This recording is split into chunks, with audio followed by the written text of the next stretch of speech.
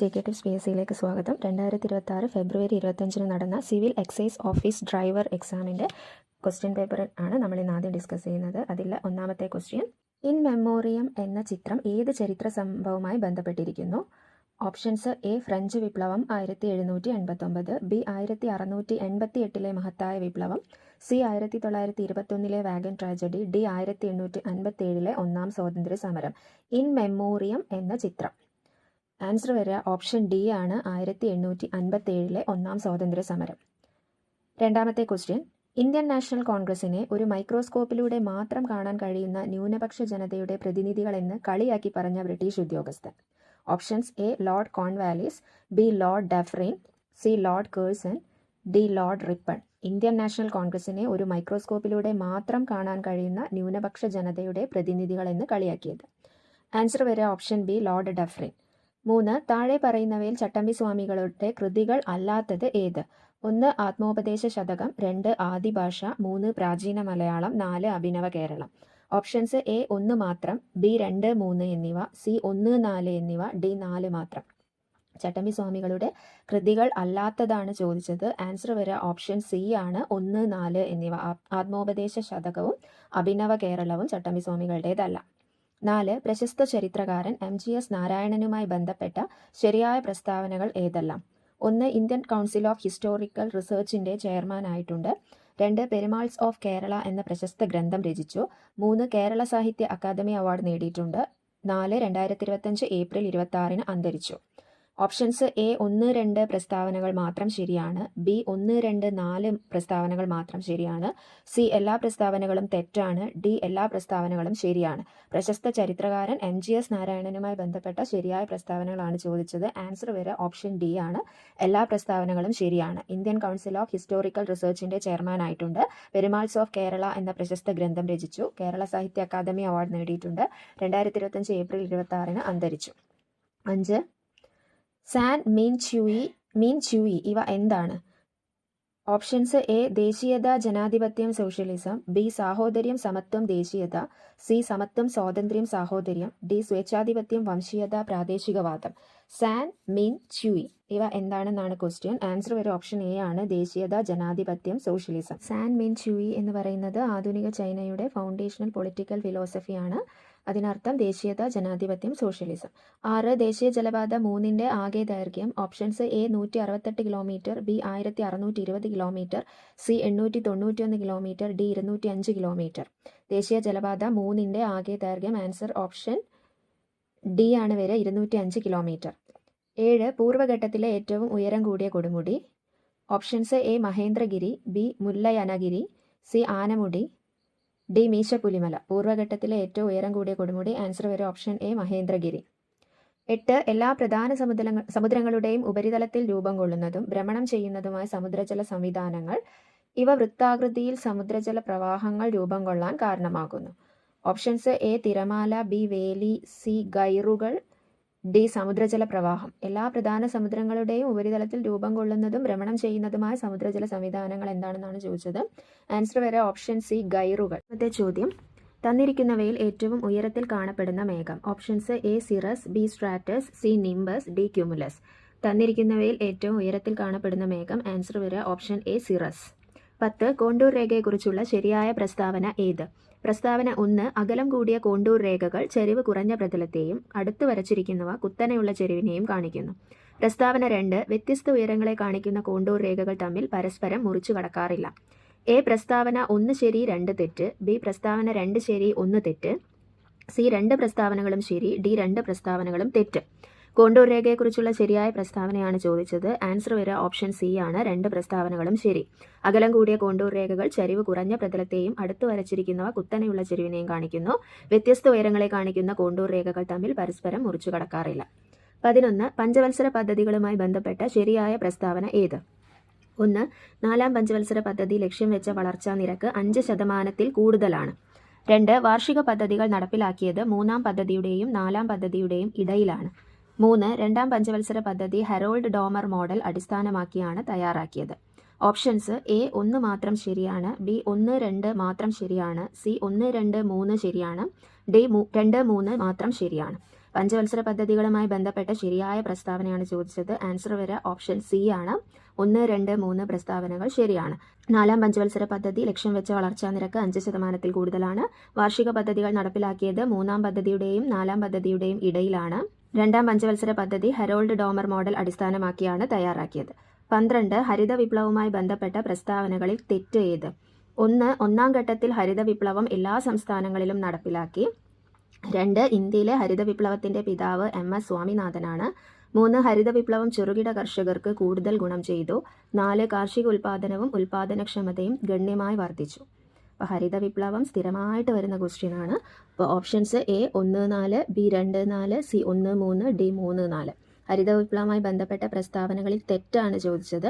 Answer വരെ option C ആണ്. 1, 3. ഒന്നാം ഘട്ടത്തിൽ ഹരിത വിപ്ലവം എല്ലാ സംസ്ഥാനങ്ങളിലും നടപ്പിലാക്കി എന്നുള്ളത് തെറ്റാണ്. ഹരിത വിപ്ലവം ചെറുകിട കർഷകർക്ക് കൂടുതൽ ഗുണം ചെയ്തു എന്നുള്ളതും തെറ്റാണ്. 13 1991 പുത്തൻ സാമ്പത്തിക നയങ്ങളുമായി ബന്ധപ്പെട്ട ശരിയല്ലാത്ത പ്രസ്താവന ഏത്? 1. പൊതുമേഖലയ്ക്ക് സംവരണം ചെയ്ത സ്ഥാപനങ്ങൾ സ്വകാര്യ മേഖലയ്ക്ക് വിട്ടുകൊടുത്തു. 2. ഇറക്കുമതി ബദൽ നയം ഇമ്പോർട്ട് സബ്സ്റ്റിറ്റ്യൂഷൻ പോളിസി തദ്ദേശീയ വ്യവസായങ്ങളെ സംരക്ഷിച്ചു. 3.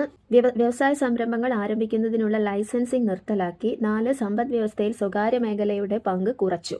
ഓപ്ഷൻസ് A 2, 3, B 3, 4, C 2 മാത്രം, D 4 മാത്രം. 1991 പുത്തൻ സാമ്പത്തിക നയങ്ങളുമായി ബന്ധപ്പെട്ട ശരിയല്ലാത്ത പ്രസ്താവനയാണ് ചോദിച്ചത്. ആൻസർ വരെ ഓപ്ഷൻ D 4 മാത്രം. സമ്പദ് വ്യവസ്ഥയിൽ സ്വകാര്യ മേഖലയുടെ പങ്ക് കുറച്ചു എന്നുള്ളത് തെറ്റാണ്, ശരിയല്ലാത്ത പ്രസ്താവനയാണ്. 14 നബാർഡുമായി ബന്ധപ്പെട്ട ശരിയായ പ്രസ്താവന ഏത്? 1. നബാർഡ് സ്ഥാപിതമായത് 1985-ലാണ്. 2. നരസിംഹം കമ്മിറ്റിയുടെ ശുപാർശയുടെ ഫലമായി സ്ഥാപിതമായി. 3. നബാർഡിന്റെ ആസ്ഥാനം മുംബൈയാണ്. 4. ഇത് കൃഷിക്കും ഗ്രാമവികസനത്തിനും വേണ്ടി പ്രവർത്തിക്കുന്നു. Options A 1, 2, B 2, 3, C 1, 4, D 3, 4. നബാർഡുമായി ബന്ധപ്പെട്ട ശരിയായ പ്രസ്താവനയാണ് ചോദിച്ചത്. ആൻസർ വരെ ഓപ്ഷൻ D ആണ്. 3, 4. നബാർഡിന്റെ ആസ്ഥാനം മുംബൈയാണ്. ഇത് കൃഷിക്കും ഗ്രാമവികസനത്തിനും വേണ്ടി പ്രവർത്തിക്കുന്നു. 15 താഴെ തന്ന പ്രസ്താവനകളിൽ തെറ്റ് ഏത്? 1. ഇന്ത്യയിലെ ആദ്യത്തെ ഡിജിറ്റൽ ബാങ്കിംഗ് സംസ്ഥാനം കർണാടകയാണ്. 2. DSIB ബാങ്കുകളിൽ ICICI ഉൾപ്പെടുന്നു. 3. നീതി ആയോഗിന്റെ CEO ശ്രീ BVR സുബ്രഹ്മണ്യമാണ്. 4. 2023 സാമ്പത്തിക ശാസ്ത്ര നോബൽ സമ്മാനത്തിന് അർഹയായത് നർഗീസ് മുഹമ്മദിയാണ്. Options A 1, 2, B 1, 4, C 2, 3, D 3, 4. തെറ്റായ പ്രസ്താവനയാണ് ചോദിച്ചത്. ആൻസർ വരെ ഓപ്ഷൻ B ആണ്. 1, 4. ഇന്ത്യയിലെ ആദ്യത്തെ ഡിജിറ്റൽ ബാങ്കിംഗ് സംസ്ഥാനം കർണാടകയാണ്. തെറ്റാണ്. 2023 സാമ്പത്തിക ശാസ്ത്ര നോബൽ സമ്മാനത്തിന് അർഹയായത് നർഗീസ് മുഹമ്മദിയാണ് എന്നുള്ളതും തെറ്റാണ്. 16 FPTPയുടെ പൂർണ്ണരൂപം. Options A first paid the tax system, B first passed the post system, C first privileged person, D ഇതൊന്നുമല്ല. FPTPയുടെ പൂർണ്ണരൂപം ആൻസർ വരെ ഓപ്ഷൻ B ആണ്. First passed the post system. ഇതൊരു വോട്ടിംഗ് നിയമമാണ്. 17 താഴെ തന്നിരിക്കുന്നവയിൽ കൺകറന്റ് ലിസ്റ്റിൽ ഉൾപ്പെടാത്തത് ഏത്? A ദത്തെടുക്കൽ, B തൊഴിലാളി സംഘടന, C വനം, D വ്യാപാരവും വാണിജ്യവും. കൺകറന്റ് ലിസ്റ്റിൽ ഉൾപ്പെടാത്തതാണ് ചോദിച്ചത്. ആൻസർ വരെ ഓപ്ഷൻ D ആണ്. വ്യാപാരവും വാണിജ്യവും. 18 ഇന്ത്യൻ ഭരണഘടനയിൽ ദേശീയ പിന്നോക്ക വിഭാഗ കമ്മീഷനെ കുറിച്ച് പ്രതിപാദിക്കുന്ന അനുച്ഛേദം. ഓപ്ഷൻസ് A അനുച്ഛേദം 337, B അനുച്ഛേദം 338A, C അനുച്ഛേദം 338B, D അനുച്ഛേദം 338. ഇന്ത്യൻ ഭരണഘടനയിൽ ദേശീയ പിന്നോക്ക വിഭാഗ കമ്മീഷനെ കുറിച്ച് പ്രതിപാദിക്കുന്ന അനുച്ഛേദമാണ് ചോദിച്ചത്. ആൻസർ ഓപ്ഷൻ C അനുച്ഛേദം 338B. 19 ശരിയായ പ്രസ്താവന കണ്ടെത്തുക. A ഒരു സംസ്ഥാനത്തെ മന്ത്രിമാരുടെ എണ്ണം മുഖ്യമന്ത്രി ഉൾപ്പെടെ 12-ൽ കുറയാൻ പാടുള്ളതല്ല. B ഒരു സംസ്ഥാനത്തെ മന്ത്രിസഭയിലെ മന്ത്രിമാരുടെ ആകെ എണ്ണം മുഖ്യമന്ത്രി ഉൾപ്പെടെ ആ നിയമസഭയിലെ ആകെ അംഗങ്ങളുടെ 15% കവിയാൻ പാടുള്ളതല്ല.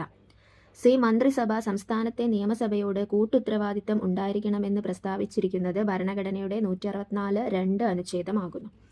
D ഗവർണർക്ക് ഇഷ്ടമുള്ളിടത്തോളം കാലം അഡ്വക്കേറ്റ് ജനറലിന് ഉദ്യോഗം വഹിക്കാവുന്നതാണ്. ശരിയായ പ്രസ്താവനയാണ് ചോദിച്ചത്. Options A B C D ശരി, option B A C D ശരി, option C A B C ശരി, D എല്ലാം ശരി. ആൻസർ വരെ ഓപ്ഷൻ D ആണ്. എല്ലാം ശരി. ഒരു സംസ്ഥാനത്തെ മന്ത്രിമാരുടെ എണ്ണം മുഖ്യമന്ത്രി ഉൾപ്പെടെ 12-ൽ കുറയാൻ പാടുള്ളതല്ല. ഒരു സംസ്ഥാനത്തെ മന്ത്രിസഭയിലെ മന്ത്രിമാരുടെ ആകെ എണ്ണം മുഖ്യമന്ത്രി ഉൾപ്പെടെ ആ നിയമസഭയിലെ ആകെ അംഗങ്ങളുടെ 15%-ൽ കവിയാൻ പാടുള്ളതല്ല. മന്ത്രിസഭ സംസ്ഥാനത്തെ നിയമസഭയോട് കൂട്ടുത്തരവാദിത്തം ഉണ്ടായിരിക്കണമെന്ന് പ്രസ്താവിച്ചിരിക്കുന്ന ഭരണഘടനയുടെ അനുച്ഛേദം 164(2) ആണ്. ഗവർണർക്ക് ഇഷ്ടമുള്ളിടത്തോളം കാലം അഡ്വക്കേറ്റ് ജനറലിന് ഉദ്യോഗം വഹിക്കാവുന്നതാണ്. 20 താഴെ തന്നിരിക്കുന്നവയിൽ തെറ്റായ പ്രസ്താവന ഏത്? എ. ഒരു സംസ്ഥാനത്ത് നിയമസമിതിയിലെ അംഗങ്ങൾ എന്നത് ആ സമിതിയിലെ ആകെയുള്ള സംഖ്യ ആ സംസ്ഥാന നിയമസഭയിലെ അംഗങ്ങളുടെ സംഖ്യയുടെ 1/3 കവിയാൻ പാടുള്ളതല്ല. ബി. ഒരു സംസ്ഥാനത്തിന്റെ നിയമസഭയിലെ അംഗം തന്റെ സ്ഥാനം സ്വീകരിക്കുന്നതിന് മുമ്പ് ഗവർണറുടെയോ അദ്ദേഹം അതിലേക്ക് നിയമിക്കുന്ന ആളുടെയോ മുമ്പാകെ പ്രതിജ്ഞ ചെയ്യേണ്ടതാണ് എന്ന് പറഞ്ഞിരിക്കുന്ന അനുച്ഛേദം 159 ആകുന്നു. സി. ഒരു പണബിൽ നിയമസമിതിയിൽ അവതരിപ്പിക്കുവാൻ പാടുള്ളതല്ല എന്ന് ഭരണഘടനയുടെ 198(1) അനുച്ഛേദം പറഞ്ഞിരിക്കുന്നു. ഡി. ഹൈക്കോടതിയിലെ ഏതെങ്കിലും ജഡ്ജിയുടെ കർത്തവ്യ നിർവഹണ പെരുമാറ്റത്തെപ്പറ്റി സംസ്ഥാന നിയമനിർവഹണ സഭയിൽ ചർച്ച ചെയ്യാൻ പാടില്ല. തെറ്റായ പ്രസ്താവനയാണ് ചോദിച്ചത്. ആൻസർ വരിക ഓപ്ഷൻ ബി ആണ്. ഒരു സംസ്ഥാനത്തിന്റെ നിയമസഭയിലെ അംഗം തന്റെ സ്ഥാനം സ്വീകരിക്കുന്നതിന് മുമ്പ് ഗവർണറുടെയോ അദ്ദേഹം അതിലേക്ക് നിയമിക്കുന്ന ആളുകളുടെയോ മുമ്പാകെ പ്രതിജ്ഞ ചെയ്യേണ്ടതാണ് എന്ന് പറഞ്ഞിരിക്കുന്ന അനുച്ഛേദം 189 ആകുന്നു എന്നുള്ള പ്രസ്താവന തെറ്റാണ്. 21. ഇന്ത്യൻ ഭരണഘടനയിൽ സുപ്രീം കോടതിയുടെ പ്രത്യേക അധികാരമായ ഉത്ഭവാധികാരത്തെക്കുറിച്ച് പറഞ്ഞിരിക്കുന്ന അനുച്ഛേദം. ഓപ്ഷൻസ് എ 129 അനുച്ഛേദം, ബി 131 അനുച്ഛേദം, സി 132 അനുച്ഛേദം, ഡി 137 അനുച്ഛേദം. ഇന്ത്യൻ ഭരണഘടനയിൽ സുപ്രീം കോടതിയുടെ പ്രത്യേക അധികാരമായ ഉത്ഭവാധികാരത്തെക്കുറിച്ച് പറഞ്ഞിരിക്കുന്ന ആർട്ടിക്കിൾ. ആൻസർ വരിക ഓപ്ഷൻ ബി ആണ്, 131 അനുച്ഛേദം. 22. എച്ച് ഡി ദേവഗൌഡയ്ക്ക് ശേഷം ഇന്ത്യൻ പ്രധാനമന്ത്രിയായ വ്യക്തി ആരാണ്? Option A doctor Manmohan Singh, B A B Vajpayee, C I K Gujral, D V P Singh. H D ദേവഗൌഡയ്ക്ക് ശേഷം ഇന്ത്യൻ പ്രധാനമന്ത്രിയായത്. ആൻസർ വരിക option C I K Gujral. 23. Kerala സംസ്ഥാനത്ത് സാമൂഹ്യനീതി വകുപ്പ് പ്രവർത്തനം ആരംഭിച്ചത്. Options A 1975 September 4, B 1975 September 9, C 1979 ജനുവരി 1, ഡി 1979 നവംബർ 1. കേരള സംസ്ഥാനത്ത് സാമൂഹ്യനീതി വകുപ്പ് പ്രവർത്തനം ആരംഭിച്ചത്. ആൻസർ വരിക ഓപ്ഷൻ ബി 1975 സെപ്റ്റംബർ 9. 24. നിലവിലെ കേരള കർഷക കടാശ്വാസ കമ്മീഷൻ ചെയർമാൻ സ്ഥാനം നിർവഹിക്കുന്നത് ആരാണ്? Options A K G Ravi, B K Abraham Mathew, C K M Dinakaran, D justice G Sasidharan. നിലവിലെ കേരള കർഷക കടാശ്വാസ കമ്മീഷൻ ചെയർമാൻ. ആൻസർ വരിക ഓപ്ഷൻ ബി ആണ്, കെ എബ്രഹാം മാത്യു. 25. നവജീവൻ പദ്ധതി നടപ്പിലാക്കുന്ന ഡിപ്പാർട്ട്മെന്റ് ഏത്? എ തൊഴിൽ, ബി സാമൂഹ്യക്ഷേമം, സി ആരോഗ്യം, ഡി കൃഷി. നവജീവൻ പദ്ധതി. ആൻസർ വരിക ഓപ്ഷൻ എ ആണ്, തൊഴിൽ. 26. സംസ്ഥാന ദുരന്ത നിവാരണ അതോറിറ്റിയുടെ വൈസ് ചെയർമാൻ ആരാണ്? Option A Shri Pinarayi Vijayan, B Shri Sheikh Darvesh Sahib, C Shri Antony Raju, D Shri K Rajan. സംസ്ഥാന ദുരന്ത നിവാരണ അതോറിറ്റിയുടെ വൈസ് ചെയർമാൻ. ആൻസർ വരിക option D Shri K Rajan. 27. മനുഷ്യരിൽ എ ബി രക്തഗ്രൂപ്പ് സാർവത്രിക സ്വീകർത്താവ് എന്നറിയപ്പെടുന്നു. ഇതിന് കാരണമായി പറയാവുന്ന ശരിയായ പ്രസ്താവന ഏത്? എ ചുവന്ന രക്താണുക്കളിൽ എ ബി എന്നീ ആന്റിജനുകൾ ഉണ്ടായിരിക്കുകയും പ്ലാസ്മയിൽ ആന്റിബോഡികൾ ഇല്ലാതെയും ഇരിക്കുന്നു. ബി ചുവന്ന രക്താണുക്കളിൽ എ ബി എന്നീ ആന്റിജനുകൾ ഇല്ലാതിരിക്കുകയും പ്ലാസ്മയിൽ ആന്റി എ ആന്റി ബി എന്നീ ആന്റിബോഡികൾ ഉണ്ടായിരിക്കുകയും ചെയ്യുന്നു. സി ചുവന്ന രക്താണുക്കളിൽ എ ബി എന്നീ ആന്റിജനുകളും പ്ലാസ്മയിൽ ആന്റി എ ആന്റി ബി എന്നീ ആന്റിബോഡികളും ഉണ്ടായിരിക്കുന്നു. ഡി ചുവന്ന രക്താണുക്കളിൽ എ ആന്റിജനും പ്ലാസ്മയിൽ ആന്റി ബി ആന്റിബോഡിയും ഉണ്ടായിരിക്കുന്നു. മനുഷ്യരിൽ എ ബി രക്തഗ്രൂപ്പ് സാർവത്രിക സ്വീകർത്താവ് എന്നറിയപ്പെടുന്നതിനുള്ള കാരണമാണ് ചോദിച്ചത്. ആൻസർ വരിക ഓപ്ഷൻ എ ആണ്. ചുവന്ന രക്താണുക്കളിൽ എ ബി എന്നീ ആന്റിജനുകൾ ഉണ്ടായിരിക്കുകയും പ്ലാസ്മയിൽ ആന്റിബോഡികൾ ഇല്ലാതിരിക്കുകയും ചെയ്യുന്നു. 28. മാറാരോഗങ്ങളായ ഹീമോഫീലിയ, അരിവാൾ രോഗം, തലാസീമിയ, സെറിബ്രൽ പാൽസി മുതലായവ ബാധിച്ച 18 വയസ്സിൽ താഴെയുള്ള കുട്ടികൾക്ക് സൗജന്യ ചികിത്സ ലഭ്യമാക്കുന്ന കേരള സർക്കാർ നടപ്പിലാക്കി വരുന്ന പദ്ധതി. Option A Snehasparsham, B Ardram, D Thalolam, C Thalolam, D Sukrutham. മാറാരോഗങ്ങളായ ഹീമോഫീലിയ, അരിവാൾ രോഗം, തലാസീമിയ, സെറിബ്രൽ പാൽസി മുതലായവ ബാധിച്ച് 18 വയസ്സിൽ താഴെയുള്ള കുട്ടികൾക്ക് സൗജന്യ ചികിത്സ ലഭ്യമാക്കുന്ന കേരള സർക്കാർ പദ്ധതി. ആൻസർ വരിക ഓപ്ഷൻ സി ആണ്, താലോലം. 29. അന്താരാഷ്ട്ര തലത്തിൽ അറിയപ്പെടുന്ന ബ്ലൂ ഫ്ലാഗ് എന്ന പരിസ്ഥിതി അടയാളപ്പെടുത്തൽ അഥവാ ഇക്കോ ലാബൽ നൽകപ്പെടുന്നത്.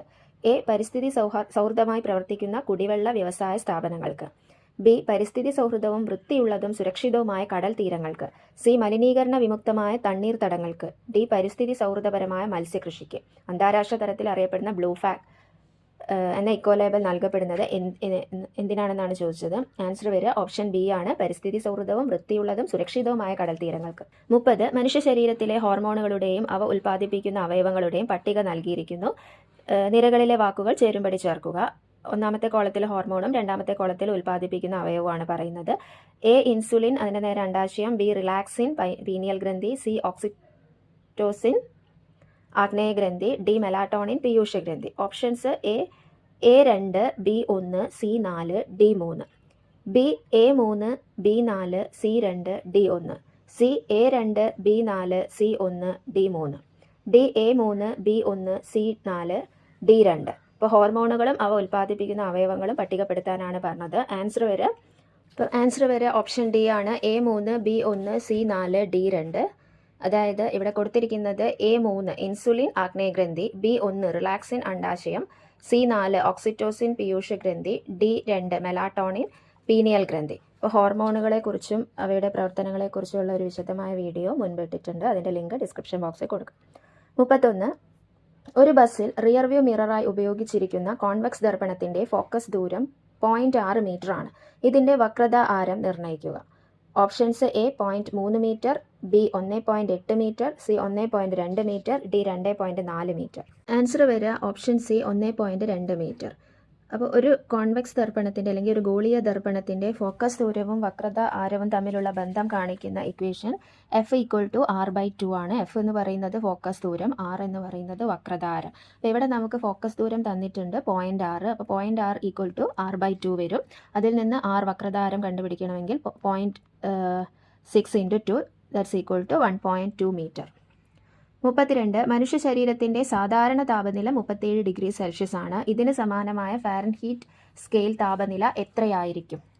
അപ്പോൾ 37 degree options A 34.6 degree Fahrenheit, B 98.6 degree Fahrenheit, C 94.6 degree Fahrenheit, D 96.8 degree Fahrenheit.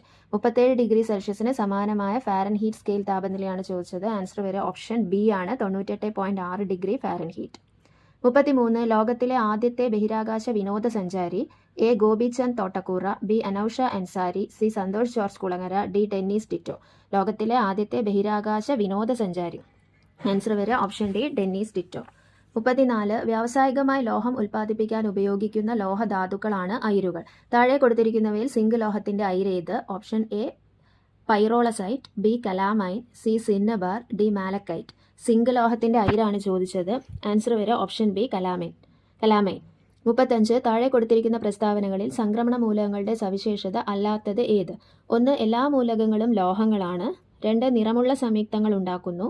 3. സ്ഥിരമായ ഓക്സീകരണാവസ്ഥ കാണിക്കുന്നു. 4. മൂലകങ്ങളും സംയുക്തങ്ങളും ഉൽപ്രേരകങ്ങളായി ഉപയോഗിക്കുന്നു. Options A 1, B 2, C 3, D 4. സംക്രമണ മൂലകങ്ങളുടെ സവിശേഷത അല്ലാത്തതാണ് ചോദിച്ചത്. ആൻസർ വരെ ഓപ്ഷൻ സി 3. സ്ഥിരമായ ഓക്സീകരണാവസ്ഥ കാണിക്കുന്നു എന്നുള്ളത് സംക്രമണ മൂലകങ്ങളുടെ സവിശേഷത അല്ല. 36. 2023 രസതന്ത്ര നോബൽ പുരസ്കാരത്തിന് 3 ശാസ്ത്രജ്ഞന്മാർ അർഹരായി. ഏത് കണ്ടുപിടുത്തത്തിനാണ് അവർക്ക് ഈ പുരസ്കാരം ലഭിച്ചത്? എ ക്ലിക്ക് കെമിസ്ട്രിയുടെയും ബയോ ഓർത്തോഗണൽ കെമിസ്ട്രിയുടെയും വികസനത്തിന്, ബി അസിമെട്രിക് ഓർഗനോ കാറ്റലിസിസിൻ്റെ വികസനത്തിന്, സി CRISPR-Cas9 ജീനോം എഡിറ്റിംഗുമായി ബന്ധപ്പെട്ട കണ്ടെത്തലുകൾക്ക്, ഡി ക്വാണ്ടം ഡോട്ടുകളുടെ കണ്ടുപിടുത്തത്തിനും സമന്വയത്തിനും. 2023 രസതന്ത്ര നോബൽ പുരസ്കാരത്തിന് 3 ശാസ്ത്രജ്ഞർ അർഹരായി. ഏത് കണ്ടുപിടുത്തത്തിനാണ് അവർക്ക് ഈ പുരസ്കാരം ലഭിച്ചതെന്നാണ് ക്വസ്റ്റ്യൻ. ആൻസർ വരെ ഓപ്ഷൻ ഡി ക്വാണ്ടം ഡോട്ടുകളുടെ കണ്ടുപിടുത്തത്തിനും സമന്വയത്തിനും. 37. മുക്തകവുമായി ബന്ധപ്പെട്ട ശരിയായ പ്രസ്താവനകൾ ഏതൊക്കെ? 1. പ്രാചീന നാടകവുമായി ബന്ധപ്പെട്ട ചടങ്ങാണ് മുക്തകം. 2. സ്വയംപൂർണമായ ആശയങ്ങളോടുകൂടിയ ഒറ്റ ശ്ലോകമാണ്. 3. അക്ഷര ശ്ലോകവുമായി അഭേദ്യമായ ബന്ധമുണ്ട്. എ 1, 3 ശരി, ബി 2 മാത്രം ശരി, സി 2, 3 ശരി, ഡി 3 മാത്രം ശരി. മുക്തകവുമായി ബന്ധപ്പെട്ട ശരിയായ പ്രസ്താവന. ആൻസർ വരെ ഓപ്ഷൻ സി ആണ്, 2, 3 ശരി. സ്വയംപൂർണമായ ആശയങ്ങളോട് കൂടിയ ഒറ്റ ശ്ലോകമാണ്. അക്ഷര ശ്ലോകവുമായി അഭേദ്യമായ ബന്ധമുണ്ട്. 38. താഴെ പറയുന്നവയിൽ ഏതുമായി ബന്ധപ്പെട്ടതാണ് വാങ്കഡയുടെ ഹൃദയത്തുടിപ്പുകൾ? എ ആത്മകഥ, ബി കായിക ഫീച്ചർ, സി ചലച്ചിത്രം, ഡി കവിത. വാങ്കഡയുടെ ഹൃദയത്തുടിപ്പുകൾ ഏതുമായി ബന്ധപ്പെട്ടതാണ്? ആൻസർ ഓപ്ഷൻ ബി കായിക ഫീച്ചർ. 39. കേരളത്തിലെ പ്രാചീന കലകൾ എന്ന പുസ്തകം രചിച്ചത് ആര്? A professor Ambalappuzha Ramavarma, B N Krishnapillai, C doctor S Rajasekharan, D doctor M Leelavathi. കേരളത്തിലെ പ്രാചീന കലകൾ എന്ന പുസ്തകം രചിച്ചത്. Answer option A professor Ambalappuzha Ramavarma. 40. Folklore അക്കാദമിയുമായി ബന്ധപ്പെട്ട ശരിയായ പ്രസ്താവനകൾ ഏവ? 1. കണ്ണൂർ ജില്ലയിൽ സ്ഥിതി ചെയ്യുന്നു. 2. ശ്രീ OS ഉണ്ണികൃഷ്ണൻ ചെയർമാനാണ്. 3. 18 ജൂൺ 1995 സ്ഥാപിച്ചു. ഓപ്ഷൻസ് എ 1 മാത്രം ശരി, ബി 2, 3 ശരി, സി 2 മാത്രം ശരി, ഡി 1, 2 ശരി. ഫോക്ലോർ അക്കാദമിയുമായി ബന്ധപ്പെട്ട ശരിയായ പ്രസ്താവന. ആൻസർ വരെ ഓപ്ഷൻ ഡി ആണ്, 1, 2 ശരി. കണ്ണൂർ ജില്ലയിൽ സ്ഥിതി ചെയ്യുന്നു. ശ്രീ OS ഉണ്ണികൃഷ്ണനാണ് ചെയർമാൻ. CRT സീരീസിൽ 5ാം ക്ലാസ്സിലെ സോഷ്യൽ സയൻസിലെ 9ാമത്തെ പാഠം തുല്യതയിലേക്ക്. അതിൽ ആദ്യമായി നമുക്ക് ആവശ്യമുള്ള ഫാക്റ്റ് സാമ്പത്തിക അസമത്വം. സാമ്പത്തിക അസമത്വം എന്നത് ഒരു സമൂഹത്തിലെ വ്യക്തികൾ അല്ലെങ്കിൽ സംഘങ്ങൾക്കിടയിൽ സമ്പത്ത്, വരുമാനം അല്ലെങ്കിൽ വിഭവങ്ങൾ എന്നിവയുടെ അസമമായ വിതരണത്തെ സൂചിപ്പിക്കുന്നു. ഇത് പലപ്പോഴും അവസരങ്ങൾ, വിദ്യാഭ്യാസം, തൊഴിൽ, ആരോഗ്യ സംരക്ഷണം, രാഷ്ട്രീയ അധികാരം എന്നിവയിലേക്കുള്ള പ്രാപ്യതയിലെ അസമത്വത്തിലേക്ക് നയിക്കുന്നു. വിഭവങ്ങളുടെയും അവസരങ്ങളുടെയും കൂടുതൽ തുല്യമായ വിതരണം ലക്ഷ്യമിട്ടുള്ള വിവിധ നയങ്ങളിലൂടെയും സംരംഭങ്ങളിലൂടെയും സാമ്പത്തിക അസമത്വം പരിഹരിക്കാൻ സർക്കാർ ശ്രമിക്കുന്നു. ഇനി സമൂഹത്തിൽ നിലനിൽക്കുന്ന മറ്റ് അസമത്വങ്ങൾക്കെതിരെ പോരാടിയ ചില നവോത്ഥാന നായകന്മാരെക്കുറിച്ചും ആ പോരാട്ടങ്ങളെക്കുറിച്ചൊക്കെയാണ് ഇനി പറയുന്നത്. മിശ്രഭോജനം. ജീവൻ നിലനിർത്തുന്നതിന് അനിവാര്യമായ ആഹാരം കഴിക്കുന്ന കാര്യത്തിൽ നിലനിന്നിരുന്ന വിവേചനം അവസാനിപ്പിക്കുന്നതിന് വേണ്ടിയുള്ള നിരവധി സമരങ്ങൾ 19-ാം നൂറ്റാണ്ടിൻ്റെ ആരംഭം മുതൽ കേരളത്തിൽ നടക്കുന്നുണ്ടായിരുന്നു.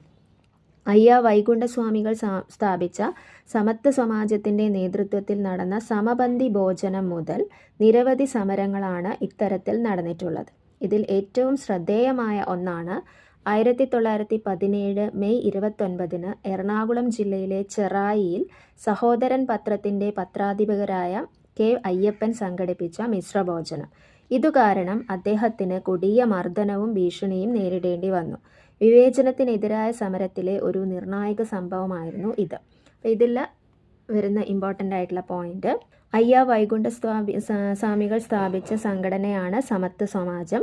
സമത്വ സമാജത്തിൻ്റെ നേതൃത്വത്തിലാണ് സമപന്തി ഭോജനം നടന്നത്. അതുപോലെ 1917 മെയ് 29 മിശ്രഭോജനം നടന്നത്.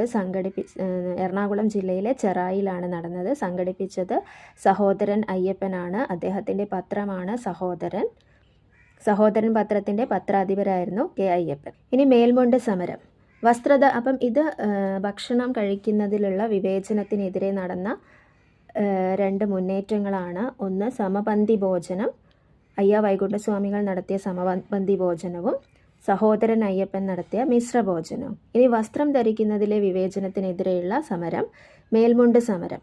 വസ്ത്രധാരണാവകാശത്തിനു വേണ്ടി തെക്കൻ തിരുവിതാംകൂറിലെ സ്ത്രീകൾ 19-ാം നൂറ്റാണ്ടിൻ്റെ ആദ്യം മുതൽ നടത്തിവന്ന സമരമാണ് മേൽമുണ്ട് സമരം.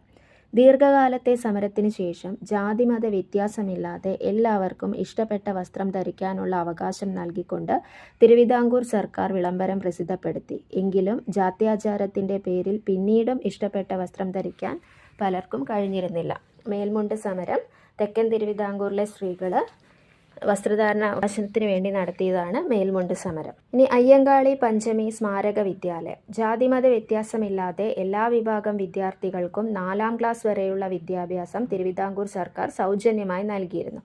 എന്നിട്ടും മേൽജാതിക്കാർ എന്ന് കരുതപ്പെട്ടിരുന്ന വിഭാഗത്തിലെ സ്കൂൾ അധികൃതർ കീഴ്ജാതിക്കാർ എന്ന് കരുതപ്പെട്ടിരുന്ന വിഭാഗത്തിലെ കുട്ടികൾക്ക് പ്രവേശനം നൽകിയിരുന്നില്ല. ഇതിൽ പ്രതിഷേധിച്ചാണ് സർക്കാർ ഉത്തരവ് നടപ്പിലാക്കണമെന്നാവശ്യപ്പെട്ടുകൊണ്ട് പഞ്ചമി എന്നു പേരുള്ള ദളിത് ബാലികയുടെ കൈപിടിച്ച് ഊരൂട്ടമ്പലം സ്കൂളിൽ ചെന്ന് പ്രവേശനം നൽകാൻ അയ്യങ്കാളി ആവശ്യപ്പെട്ടത്.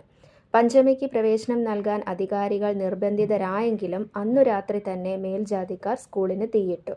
കത്തിക്കരിഞ്ഞ ബെഞ്ചിൻ്റെയും മറ്റുപകരണങ്ങളുടെയും അവശേഷിപ്പുകൾ സ്കൂൾ മ്യൂസിയത്തിൽ സൂക്ഷിച്ചിട്ടുണ്ട്.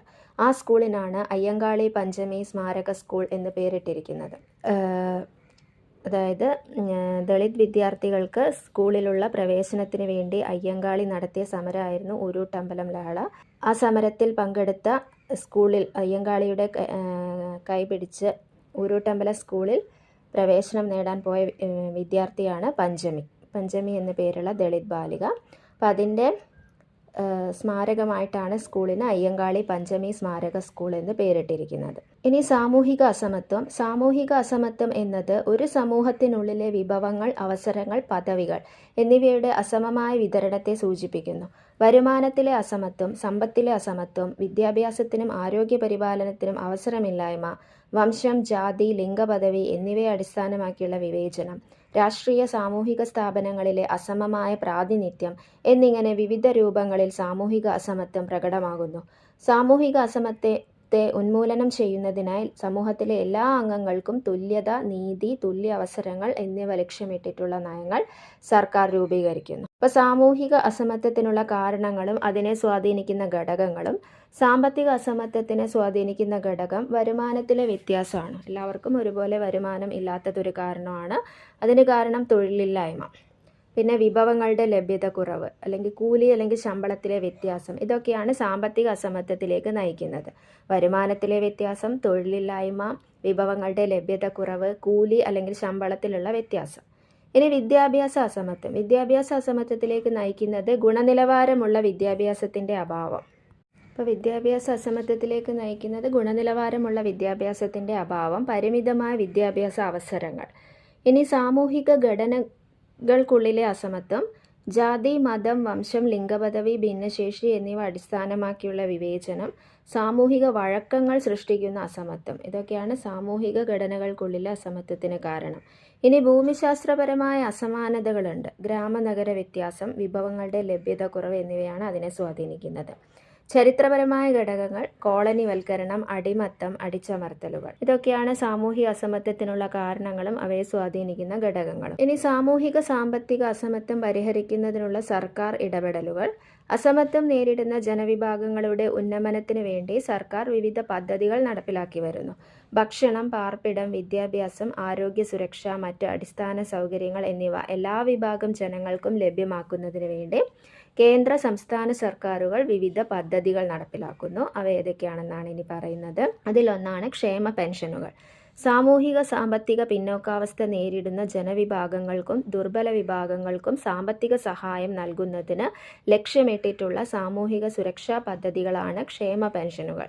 മുതിർന്ന പൗരർ, ഭിന്നശേഷിക്കാർ, വിധവകൾ, 50 വയസ്സിന് മുകളിലുള്ള അവിവാഹിതരായ സ്ത്രീകൾ, കർഷക തൊഴിലാളികൾ മുതലായവരാണ് ക്ഷേമ പെൻഷനുകളുടെ പ്രധാന ഗുണഭോക്താക്കൾ. അപ്പോൾ ക്ഷേമ പെൻഷനുകളുടെ ഗുണഭോക്താക്കൾ മുതിർന്ന പൗരർ, ഭിന്നശേഷിക്കാർ, വിധവകൾ, 50 വയസ്സിന് മുകളിലുള്ള അവിവാഹിതരായ സ്ത്രീകൾ, കർഷക തൊഴിലാളികൾ. ഇപ്പം കർഷക തൊഴിലാളി പെൻഷനുണ്ട്, വാർദ്ധക്യകാല പെൻഷനുണ്ട്, വിധവാ പെൻഷനുണ്ട്. ഇതൊക്കെയാണ് വിവിധ തരത്തിലുള്ള ക്ഷേമ പെൻഷനുകൾ. ഇനി മറ്റൊന്ന് സ്കോളർഷിപ്പുകളാണ്. വിദ്യാഭ്യാസ ആവശ്യത്തിന് വിദ്യാർത്ഥികൾക്ക് നിരവധി സ്കോളർഷിപ്പുകൾ ഏർപ്പെടുത്തിയിട്ടുണ്ട്. ഇനി സാമൂഹിക സാമ്പത്തിക അസമത്വം പരിഹരിക്കാൻ മറ്റുള്ള ചില സംവിധാനങ്ങളാണ് പൊതുവിതരണ കേന്ദ്രം, അതേപോലെ മാവേലി സ്റ്റോർ, നീതി സ്റ്റോർ തുടങ്ങിയവ. അവശ്യ സാധനങ്ങൾ വിലക്കുറവിൽ ലഭ്യമാക്കുന്ന സംവിധാനങ്ങളാണ് പൊതുവിതരണ കേന്ദ്രം, മാവേലി സ്റ്റോർ, നീതി സ്റ്റോർ എന്നിവ. സർക്കാർ നൽകുന്ന സബ്സിഡിയോടെ ഈ കേന്ദ്രങ്ങളിൽ നിന്ന് വിലക്കുറവിൽ നമുക്ക് സാധനങ്ങൾ ലഭിക്കും. എന്താണ് സബ്സിഡി? വ്യക്തികൾക്കോ സ്ഥാപനങ്ങൾക്കോ മാനദണ്ഡങ്ങൾക്കനുസരിച്ച് സർക്കാർ നൽകുന്ന സാമ്പത്തിക ആനുകൂല്യമോ പിന്തുണയോ ആണ് സബ്സിഡി. നേരിട്ടോ അല്ലാതെയോ സബ്സിഡി നൽകാം. പണമായി നൽകുന്ന പിന്തുണ നേരിട്ടുള്ള സബ്സിഡിയെ സൂചിപ്പിക്കുന്നു. നികുതി നിരക്ക് കുറയ്ക്കുക, വായ്പകൾക്ക് കുറഞ്ഞ പലിശ ഈടാക്കുക എന്നിവ പരോക്ഷ സബ്സിഡിയിൽ പെടുന്നു. ഇപ്പോൾ വ്യക്തികൾക്കോ സ്ഥാപനങ്ങൾക്കോ മാനദണ്ഡങ്ങൾക്കനുസരിച്ച് സർക്കാർ നൽകുന്ന സാമ്പത്തിക ആനുകൂല്യമോ പിന്തുണയോ ആണ് സബ്സിഡി. നേരിട്ടോ അല്ലാതെയോ സബ്സിഡി നൽകാം. പണമായി നൽകുന്ന പിന്തുണ നേരിട്ടുള്ള സബ്സിഡിയാണ്. നികുതി നിരക്ക് കുറയ്ക്കുക, വായ്പകൾക്ക് കുറഞ്ഞ പലിശ ഈടാക്കുക എന്നിവ പരോക്ഷ സബ്സിഡിയാണ്. ഇനി ദാരിദ്ര്യ ലഘൂകരണത്തിനും സാമൂഹിക അസമത്വം കുറയ്ക്കുന്നതിനുമായി നിരവധി പദ്ധതികളും പരിപാടികളും കേന്ദ്ര സംസ്ഥാന സർക്കാരുകളും തദ്ദേശ സ്വയംഭരണ സ്ഥാപനങ്ങളും നടപ്പിലാക്കി വരുന്നുണ്ട്. അവയിൽ ചിലത്: ഒന്ന്, മഹാത്മാഗാന്ധി ദേശീയ ഗ്രാമീണ തൊഴിലുറപ്പ് പദ്ധതി. ഗ്രാമീണ മേഖലയിൽ അധിവസിക്കുന്ന ഏതൊരു കുടുംബത്തിനും ഒരു സാമ്പത്തിക വർഷം 100 ദിവസത്തിൽ കുറയാത്ത അവിദഗ്ധ കായിക തൊഴിൽ ഈ പദ്ധതിയിലൂടെ ഉറപ്പാക്കുന്നു. 18 വയസ്സിന് മുകളിലുള്ള വ്യക്തികളാണ് ഇതിൻ്റെ ഗുണഭോക്താക്കൾ. കേന്ദ്ര സംസ്ഥാന സർക്കാരുകൾ ആവിഷ്കരിച്ച് നടപ്പിലാക്കുന്ന ദാരിദ്ര്യ നിർമ്മാർജ്ജന പദ്ധതിയാണ് ഇത്. മഹാത്മാഗാന്ധി ദേശീയ ഗ്രാമീണ തൊഴിലുറപ്പ് പദ്ധതി. മഹാത്മാഗാന്ധി ദേശീയ ഗ്രാമീണ തൊഴിലുറപ്പ് പദ്ധതിയിൽ ഒരു അപ്ഡേഷൻ വന്നത്, മഹാത്മാഗാന്ധി ദേശീയ ഗ്രാമീണ തൊഴിലുറപ്പ് പദ്ധതിക്ക് പകരം കേന്ദ്ര സർക്കാർ കൊണ്ടുവന്ന പുതിയ നിയമമാണ് VBG റാംജി. ഇതിൻ്റെ പൂർണ്ണ രൂപം Viksit Bharat guarantee four Rozgar and Ajeevika mission എന്നാണ്. ഈ പുതിയ നിയമത്തിലെ മാറ്റങ്ങൾ, തൊഴിൽ ദിനങ്ങൾ നിലവിലുള്ള 100 തൊഴിൽ ദിനങ്ങൾ എന്നത് പുതിയ നിയമപ്രകാരം പ്രതിവർഷം 125 ദിവസമായി വർദ്ധിപ്പിച്ചു. ഇനി സീസണൽ ബ്രേക്ക്, കാർഷിക ജോലികൾക്ക് ആളെ കിട്ടാൻ ബുദ്ധിമുട്ടുള്ള വിതയ്ക്കുന്നതിനും കൊയ്യുന്നതിനുമുള്ള സമയങ്ങളിൽ പരമാവധി 60 ദിവസം വരെ പദ്ധതി നിർത്തിവെക്കാൻ സംസ്ഥാനങ്ങൾക്ക് അധികാരമുണ്ട്. സാമ്പത്തിക വിഹിതം കേന്ദ്ര സംസ്ഥാന വിഹിതം 60:40 എന്ന അനുപാതത്തിലാക്കി. നേരത്തെ വേതനത്തിൻ്റെ പൂർണ്ണ ചെലവും കേന്ദ്രമായിരുന്നു വഹിച്ചിരുന്നത്. എന്നാൽ വടക്കുകിഴക്കൻ സംസ്ഥാനങ്ങൾക്കും ഹിമാലയൻ സംസ്ഥാനങ്ങൾക്കും ഇത് 90:10 തുടരും. പിന്നെ കൃത്രിമ ബുദ്ധി ഉപയോഗിച്ചുള്ള തട്ടിപ്പ് കണ്ടെത്തൽ, GPS നിരീക്ഷണം, ആധാർ അധിഷ്ഠിത പേയ്മെൻറ്റ് എന്നിവ നടപ്പിലാക്കും. 2025 ഡിസംബറിൽ പാർലമെൻറ്റിൻ്റെ ഇരുസഭകളും പാസാക്കിയ ഈ ബില്ലിന് രാഷ്ട്രപതി അംഗീകാരം നൽകി. മറ്റൊന്ന് ലൈഫ് മിഷൻ. കേരളത്തിലെ എല്ലാ ഭൂരഹിതർക്കും, ഭൂരഹിത ഭവനരഹിതർക്കും, ഭവനം പൂർത്തിയാക്കാത്തവർക്കും, നിലവിലുള്ള പാർപ്പിടം വാസയോഗ്യമല്ലാത്തവർക്കും സുരക്ഷിതവും മാന്യവുമായ പാർപ്പിട സംവിധാനം ഒരുക്കി നൽകുക എന്നതാണ് സമ്പൂർണ്ണ പാർപ്പിട പദ്ധതി ലൈഫിൻ്റെ ലക്ഷ്യം. കേരള സർക്കാരുകൾ ആവിഷ്കരിച്ച് നടപ്പിലാക്കുന്ന പദ്ധതിയാണിത്. അപ്പം എല്ലാ ഭൂരഹിതർക്കും, ഭൂരഹിത ഭവനരഹിതർക്കും, അതേപോലെ ഭവനം പൂർത്തിയാക്കിയിട്ടില്ലാത്തവർക്കും, നിലവിലുള്ള പാർപ്പിടം വാസയോഗ്യമല്ലാത്തവർക്കുമാണ് ഈ പദ്ധതി അങ്ങനെയുള്ളവർക്ക് പാർപ്പിട സംവിധാനം ഒരുക്കി നൽകാനുള്ള പദ്ധതിയാണ് ലൈഫ് മിഷൻ. തീരമൈത്രി. മത്സ്യത്തൊഴിലാളി സമൂഹത്തിലെ കുടുംബങ്ങളിലെ വനിതകളെ സംരംഭകരാക്കി സമൂഹത്തിൻ്റെ മുഖ്യധാരയിൽ എത്തിക്കുന്നതിനായി ചെറുകിട തൊഴിൽ സംരംഭങ്ങളുടെ വികസന പദ്ധതി കേരള സർക്കാർ നടപ്പിലാക്കി വരുന്നു. കേരളത്തിൽ ഉടനീളം നടപ്പിലാക്കുന്ന ഈ പദ്ധതിയിലൂടെ മത്സ്യത്തൊഴിലാളി വനിതകളുടെ സാമൂഹിക സാമ്പത്തിക ശാക്തീകരണം ഉറപ്പുവരുത്തുന്നതിന് സാധിക്കും. അപ്പം മത്സ്യത്തൊഴിലാളി വനിതകളുടെ അല്ലെങ്കിൽ മത്സ്യത്തൊഴിലാളി സമൂഹത്തിലെ കുടുംബങ്ങളിലെ വനിതകളുടെ സാമൂഹ്യ സാമ്പത്തിക ശാക്തീകരണം ഉറപ്പുവരുത്താനുള്ള കേരള സർക്കാർ പദ്ധതിയാണ് തീരമൈത്രി. കൈവല്യ. ഭിന്നശേഷിയുള്ള ഉദ്യോഗാർത്ഥികൾക്കായി കേരള സർക്കാർ നടപ്പിലാക്കി വരുന്ന പുനരധിവാസ പദ്ധതിയാണ് കൈവല്യ. അവസര തുല്യത, സാമൂഹിക ഉൾച്ചേർക്കൽ എന്നിവയാണ് ഈ പദ്ധതിയുടെ ലക്ഷ്യം. അപ്പോൾ ഭിന്നശേഷിയുള്ള ഉദ്യോഗാർത്ഥികൾക്കായി കേരള സർക്കാർ നടപ്പിലാക്കി വരുന്ന പദ്ധതിയാണ് കൈവല്യ. വിദ്യാവാഹിനി. ഗോത്ര സമൂഹത്തിലെ വിദ്യാർത്ഥികൾക്ക് സ്കൂളിൽ പോയി വരാൻ വാഹന സൗകര്യം ഒരുക്കുന്ന പദ്ധതിയാണ് വിദ്യാവാഹിനി. കുട്ടികളുടെ യാത്രാ സൗകര്യം ഉറപ്പുവരുത്തി കൊഴിഞ്ഞുപോക്ക് തടയുക എന്ന ലക്ഷ്യത്തോടു കൂടിയാണ് ഈ പദ്ധതി നടപ്പിലാക്കുന്നത്. അപ്പോൾ ഗോത്ര വിദ്യാർത്ഥികൾക്ക് സ്കൂളിൽ പോയി വരാൻ വാഹന സൗകര്യം ഒരുക്കുന്ന പദ്ധതിയാണ് വിദ്യാവാഹിനി. ഇനി ജനനി ജന്മരക്ഷ. ഗോത്രവിഭാഗത്തിൽപ്പെട്ട ഗർഭിണികൾക്കും അമ്മമാർക്കും പോഷകാഹാരം ലഭിക്കുന്നതിന് കേരള സർക്കാർ നടപ്പിലാക്കുന്ന പദ്ധതിയാണ് ജനനി ജന്മരക്ഷ. പ്രതിഭാതീരം. തീരദേശ മേഖലയിലെ കുട്ടികളുടെ വിദ്യാഭ്യാസ പുരോഗതിക്ക് കേരള സർക്കാർ നടപ്പിലാക്കുന്ന പദ്ധതി. തീരമൈത്രി. മത്സ്യസമൂഹത്തിലെ വനിതകളുടെ സാമൂഹ്യ സാമ്പത്തിക ശാക്തീകരണം ഉറപ്പാക്കാനുള്ള പദ്ധതി. തീരദേശ മേഖലയിലെ കുട്ടികളുടെ വിദ്യാഭ്യാസ പുരോഗതിക്ക് നടപ്പിലാക്കുന്ന പദ്ധതി പ്രതിഭാതീരം. ഗോത്രബന്ധു. ഗോത്രവിഭാഗത്തിൽപ്പെട്ട വിദ്യാർത്ഥികളുടെ ഭാഷാപ്രശ്നം പരിഹരിക്കുക, കൊഴിഞ്ഞുപോക്ക് തടയുക എന്നീ ലക്ഷ്യങ്ങൾ കൈവരിക്കുന്നതിന് ഗോത്രഭാഷയിലും മലയാളത്തിലും പരിജ്ഞാനമുള്ള യോഗ്യരായ ഗോത്രവിഭാഗക്കാരെ പ്രൈമറി സ്കൂളിൽ അധ്യാപകരായി നിയമിക്കുന്ന സർക്കാർ പദ്ധതിയാണ് ഗോത്രബന്ധു. അപ്പം ഇത്രയോ ആണ് പ്രധാനപ്പെട്ട പദ്ധതികൾ. സാമൂഹ്യ സാമ്പത്തിക അസമത്വങ്ങൾ പരിഹരിക്കുന്നതിനുള്ള പ്രധാനപ്പെട്ട പദ്ധതികൾ ഇത്രയോ ആണ്. ഭൂമിശാസ്ത്രപരവും ചരിത്രപരവും വിദ്യാഭ്യാസപരവും സാമ്പത്തികവുമായ ഘടകങ്ങൾ സാമൂഹിക അസമത്വത്തിന് കാരണമാകും. ഇത്തരം അസമത്വങ്ങൾ സാമൂഹിക പുരോഗതിക്ക് തടസ്സം സൃഷ്ടിക്കുന്നുണ്ട്. ഭരണഘടന പൗരന്മാർക്ക് ഉറപ്പു നൽകുന്ന തുല്യതയിലേക്ക് എല്ലാ മനുഷ്യരെയും എത്തിക്കുന്നതിനും സാമൂഹിക പുരോഗതി സാധ്യമാക്കുന്നതിനും കേന്ദ്ര സംസ്ഥാന സർക്കാരുകൾ വിവിധ പദ്ധതികൾ ആവിഷ്കരിച്ച് നടപ്പിലാക്കി വരുന്നു. അടിസ്ഥാന ആവശ്യങ്ങൾ നിറവേറ്റാനും സ്വതന്ത്രരായി ജീവിക്കാനുമുള്ള അവസരം എല്ലാ മനുഷ്യർക്കും ഉണ്ടാകണം. എല്ലാ മനുഷ്യരും തുല്യരാണെന്ന വസ്തുത തിരിച്ചറിഞ്ഞ് അസമത്വം നേരിടുന്ന ജനവിഭാഗങ്ങളെ ചേർത്ത് നിർത്തേണ്ടതിൻ്റെ ആവശ്യകത ബോധ്യപ്പെട്ട് സമൂഹത്തിൽ നാം ഇടപെടേണ്ടതുണ്ട്. അപ്പോൾ ഇത്രയുമാണ് ഈ പാഠത്തിലുള്ള പ്രധാനപ്പെട്ട കാര്യങ്ങൾ.